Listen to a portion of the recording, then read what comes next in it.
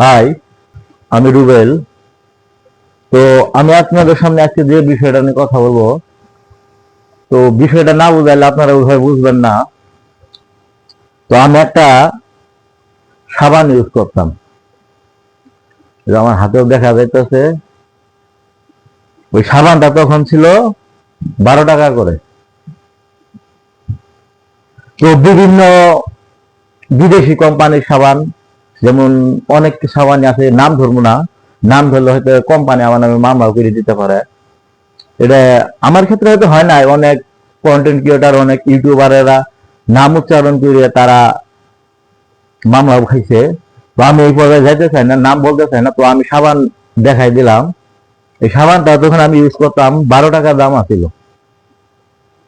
তো তখন আমিও বলতাম যে এই যে জিনিসগুলোর দাম বাড়ার জন্য সরকারের একটা দোষ আছে। আমিও বলতাম, যেহেতু আমি এদেশে একজন সাধারণ নাগরিক, তো এই সাবানটা 12 টাকা থেকে এক ধাক্কায় দাম হলো 20 টাকা।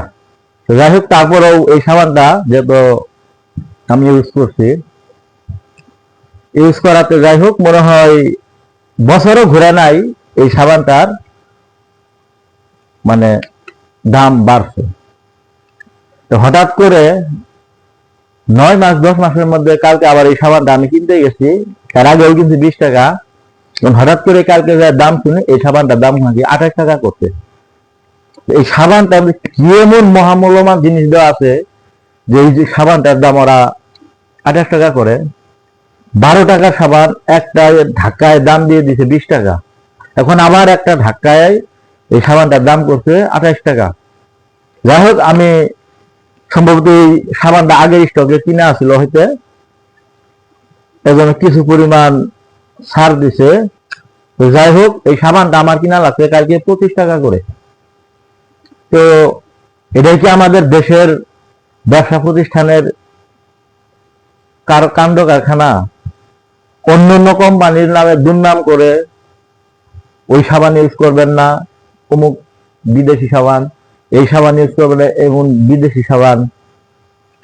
তো অন্য অনেক অনেক দোষ দেখায় এই সাবান গুলা বাতিল করে। যেমন বিদেশি কিছুগুলো পণ্য আছিল, এগুলা বাদ করায় তারা বাংলাদেশের মানুষের মনে একটা সন্দেহ সৃষ্টি করছে। করাতে এখন তারা কি করতেছে, তাদের যে কোম্পানি যে নিজস্ব নিজস্ব জিনিসগুলো এখন তো দেখতেছে বাংলাদেশের মানুষ ওই জিনিসগুলো বাদ দিয়ে নিজের দেশের জিনিস ইউজ করতেছে, ব্যবহার করতেছে। তো এখন দেখেন তারাও দাম বাড়াইতেছে।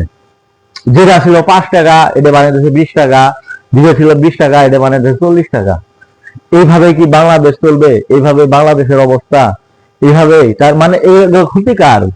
বড় বড় যারা ব্যবসায়ী কোম্পানি আছে তাদের লাভ, আমাদের মতো মানুষ আমাদের লস। 12 টাকা সাবান কিনলাম আমি 20 টাকা, এখন হঠাৎ করে 25 টাকা। তো কি বলবো, আমাদের মতো যারা গরিব শ্রেণীর মানুষ আছে, দিন আনে দিন কামাই করে দিন খায়, তাদের কথাটা ভাবুন। তারা কিভাবে 400 টাকা 500 টাকা আয় করে, তারা কিভাবে একটা সাবানে যদি তাদের 30 টাকা লাগে, তারা কিভাবে অন্য অন্য বাজার খরচ, যারা দিন আনে দিন খায়, তারা কিভাবে অন্য অন্য ভাবে চলবে?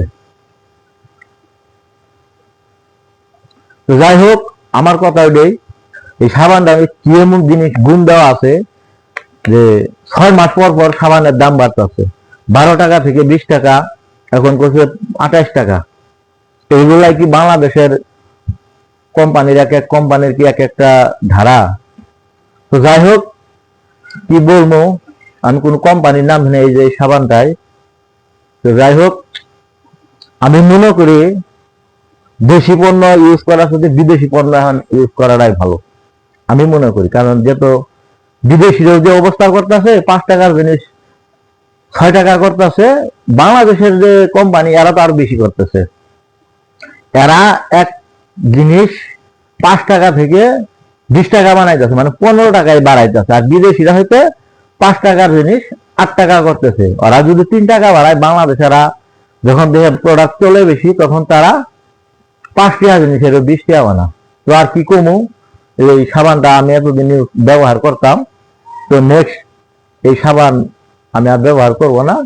তো অন্য যে কোম্পানিগুলো আছে আমি ওইদিকে চেষ্টা করব এই সাবানটা যেন আর না ইউজ করার জন্য। তো কালকে তো আমি হঠাৎ করে অবাক হয়ে গেছি, 12 টাকা থেকে আসলো 20 টাকা, 20 টাকা থেকে এখন গেছে 28 টাকা। 6 মাস না যেতে আবার দাম বাড়ছে। মনে হয় আরো 3 মাস পরে এই সাবান আর কি 40 টাকা হয়ে যাবো গা, খুব শিগগিরই। যাই হোক, আমার মতামত এই পর্যন্তই। আমার মতামতে আমি এই সাবান আর ইউজ করবো না। এখন বাকিটা আপনাদের ইচ্ছা, আপনারা কি করবেন না করবেন এটা আপনাদের ব্যাপার। যাই হোক, ভিডিওটা এই পর্যন্তই। ভালো থাকবেন সবাই।